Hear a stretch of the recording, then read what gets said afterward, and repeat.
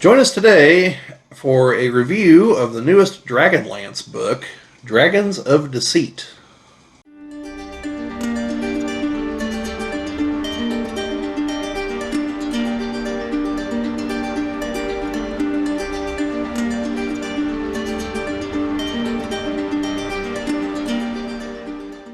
Welcome back to those of you who've been here before, and welcome to those of you who are new to the channel. Today, we're going to be doing a book review, which, depending on the order I get everything edited in, will be the second or first book review, because I have another one filmed, just haven't got it up yet. That's for Battletech books, though. So if you're just a fantasy fan, I don't know what you're going to get from those, but, here goes. So this, however, is a fantasy book, in case all this cover didn't give that away. This is the latest entry in the Dragonlance series, and this is by Margaret Weiss and Tracy Hickman. We picked up copies of this at Gen Con 2 months ago. Beginning of August. Yeah, so almost 2.5 months ago, as of this filming. And I finished the book a little while ago, but, just had a bunch of other things going on. Haven't been able to slot it into filming, so here goes. For those of you who have read the other Dragonlance books, and if you haven't, I don't know that this is the greatest place on earth to just jump in. You could follow it without having read the other books, because the story is relatively self-contained. And I'm going to save the spoilers till towards the end of this. I'll give you a comment whenever I do jump into those. But the problem with reading this first, even if it is relatively self-contained, if you enjoyed it and wanted to read more, then you would have read things that would spoiler the other books you're reading. Not as much as you would think. Okay. This is more a matter of the events of this book happen around events in the other books, and they don't spoil them much. So it does have that going for it, and I assume that is intentional, because I believe the end goal of this, which I believe is supposed to be a new trilogy, I believe the end goal of this is to either reset the Dragonlance timeline, or is to set up whatever Wizards of the Coast has in store for their 5th edition Dragonlance setting. Because it appears there are going to be some differences, at least from statements they've made. I don't know what the differences are going to be, because it's not out yet. And we'll cover it when it does come out, because I've got the book on pre-order.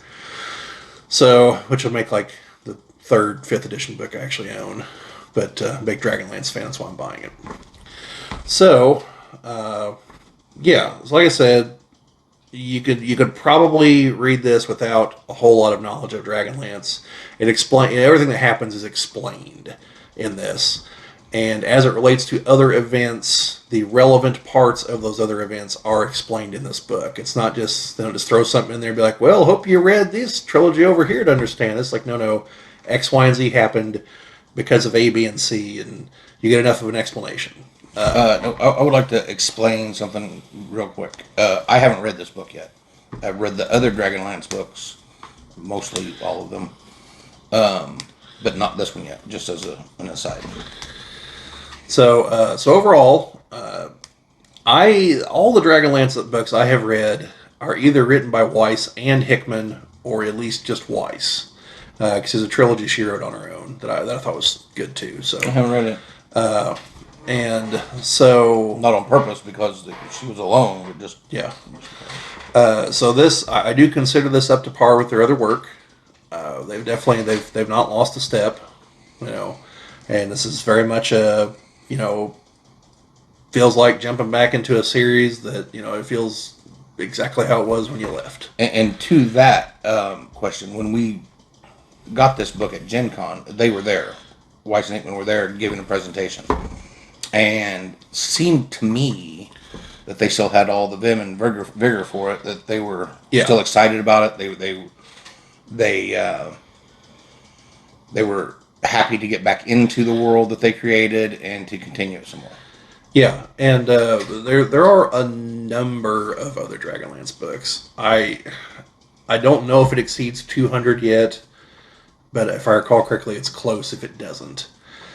And obviously, they didn't write all of them. The majority of novels were not written by them. I should clarify that too. When I said that I read all the Dragonlance books, or most of them, I was specifically talking about the Hickman and Weiss books. Yeah, their novels are the core, like the original trilogy that sets the whole setting in motion.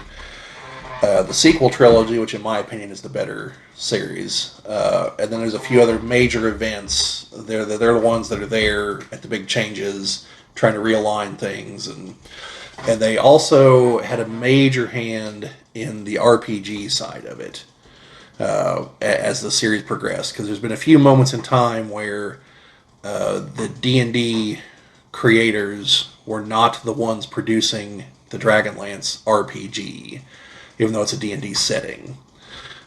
So it's kind of fluctuated in and out.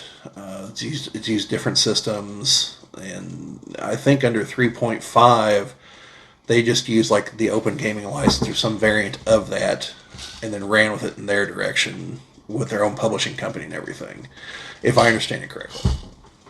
But now it's all coming back, and Wizards of the Coast is going to release the 5th edition book. Supposed to be released, I believe, in November. We'll see. Shipping is still potentially an issue for some things. In case you've been in a coma for the last 2 years, the world got a little hectic. So anyway, it's not just shipping; it's also still getting some of the products. I mean, maybe they're having trouble getting the paper or the glue, or it could be any number of things. Yeah, but shipping is crazy. So to what I was saying there, as far as they're not the only authors, there are parts of the setting that they didn't really fill out, and other authors have, and so there are people that they have to turn to say, hey, we're going here. What all's happened there since we wrote about it? And they've got a couple people they turn to that they try to make sure the lore all syncs up, because they're not the type of creators who are going to go in and be like, we're the important people. Like, forget what those other people did. This is what really happened. They're not those types of people, and those types of creators most definitely do exist in other settings. A major example, as I understand it, because I didn't read her work, was Karen. I don't know if it's Tavis or Travis off the top of my head. She wrote a few books in the Clone Wars era for Star Wars. And she was just obsessed with the idea that whenever on Kamino, whenever they said that there's 200,000 units ready, that they literally only meant 200,000 soldiers, and not like battalions or something, because it's insane to think you can fight a galactic war with 200,000 soldiers. Right. Like, you can't. A unit is oftentimes a platoon or a whatever. Right. Units. And so, but like that idea, like she just keeps running with that in her novels, while other people were like, no, that's not right. And like was a major Mandalorian fanboy to the point of like, oh, the Jedi suck. We're going to make them look terrible every chance we get using the Mandalorians. It's like, do you know the history of the Mandalorians? Like, they're terrible people. Like, they're bloodthirsty conquerors, The Jedi have never been that. But anyway, no group of people is perfect, but I think most people could agree that the Jedi's probably had everyone's best interests in heart. Yeah, I mean, as opposed to the Mandalorians, who were bloodthirsty conquerors. Yeah, and so it's just little things like that. She's again, I haven't read her work, but every review and everything I see about it, that's what it all says. And so she's an example of she's playing in the sandbox, but not playing by the rules.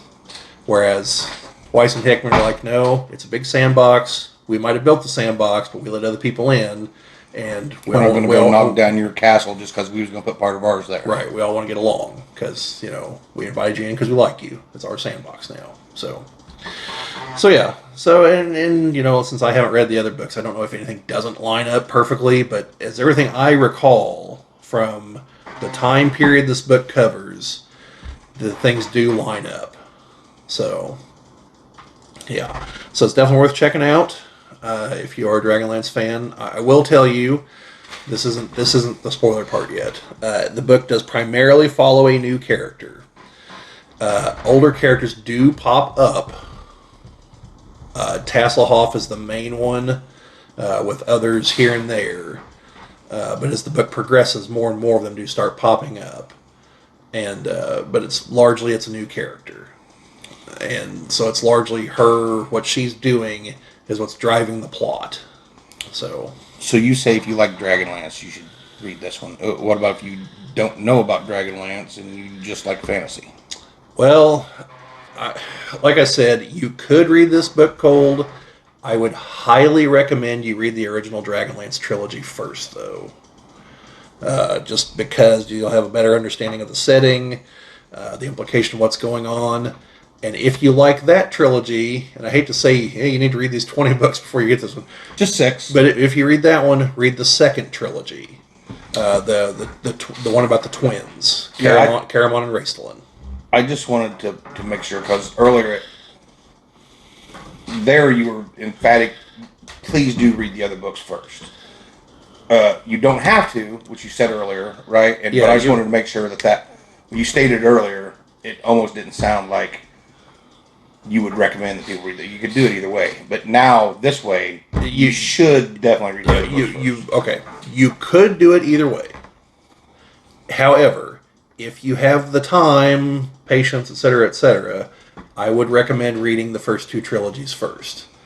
Because like the setting and the main events are all laid out in those 2 trilogies, and like I said, the second one's better than the first one. And there are events that happen that, while they are explained here, you'll have a better understanding of them having read the other. And it's not like homework; you'll enjoy it. It's good stuff. Yeah, they are good stories. I mean, I blew right through them. They're good stories. Hickman and Weiss are very good writer. They're very creative, very imaginary, and they write in such a way that keeps your attention. You don't have to force yourself to read. You don't have to go back and reread paragraphs because you were spacing off when you read the paragraphs on that page the first time.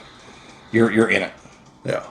Now, if I may make a slight sales pitch, despite the fact I just said I'm not going to tell you to read 20 books, if you have a slight further bit of patience, there is another trilogy that takes place within the first trilogy. Because there's literally a moment between, I believe, the first and second books where it may as well have been like, and then the adventure continued, and like, well, it's a good thing we didn't die back there. And so they're like, hey, there's this huge gap here. Let's write a book to fill in what happened there.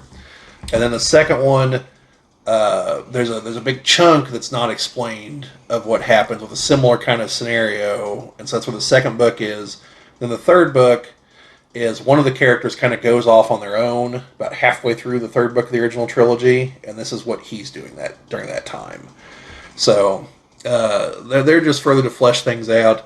They are not important to this. I'm just saying, if you are reading them, if you're going to be taking the time to read them, yeah, I would heavily consider reading them. You could probably read them after this if you really wanted to. But if you get through the first 6 and then this, like, man, what next? Go to that trilogy. I don't know offhand what the subtitle for that trilogy is, but I know the third book in it is The Dragons of the Hourglass Mage. So, search that and work backwards. So, well, the second one's The Dragons of the High Lord Skies. I couldn't remember the first one here if I really try. Dwarven Depths. Dragons of the Dwarven Depths, I believe. So, well done, Bob. Yeah. So there you go. But anyway, so that's the non-spoilery part of this. So, if you don't want spoilers, turn off now.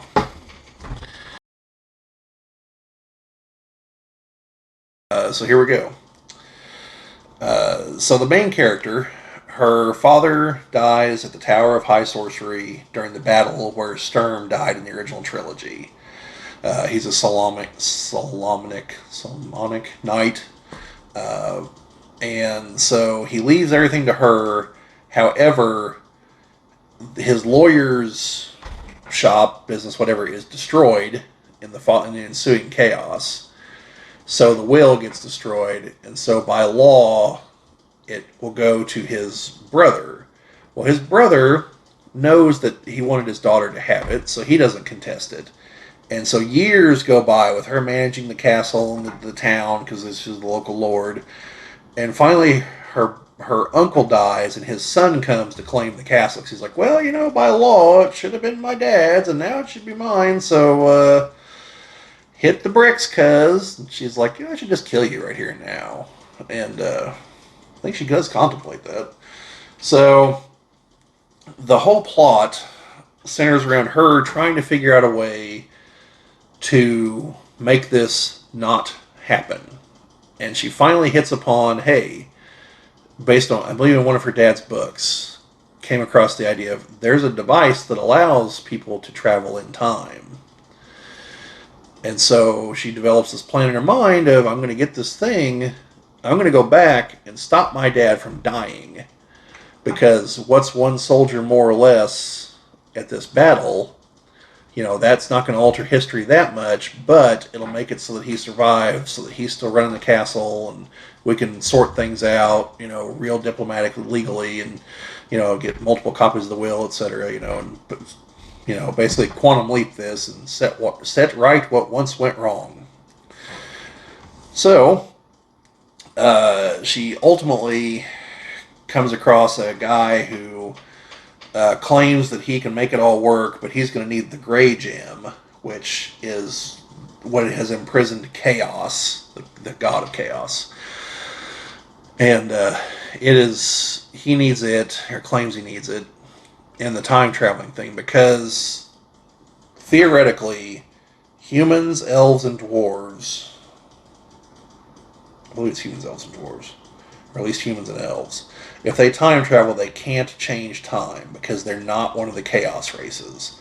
But dwarves are one of the chaos races, and Kender and a few others, if they go back in time, they can change events. So it's dangerous for them to do that. And so he's claiming that he needs the Gray Gem, because it is chaos, to allow her to actually be able to affect the timeline.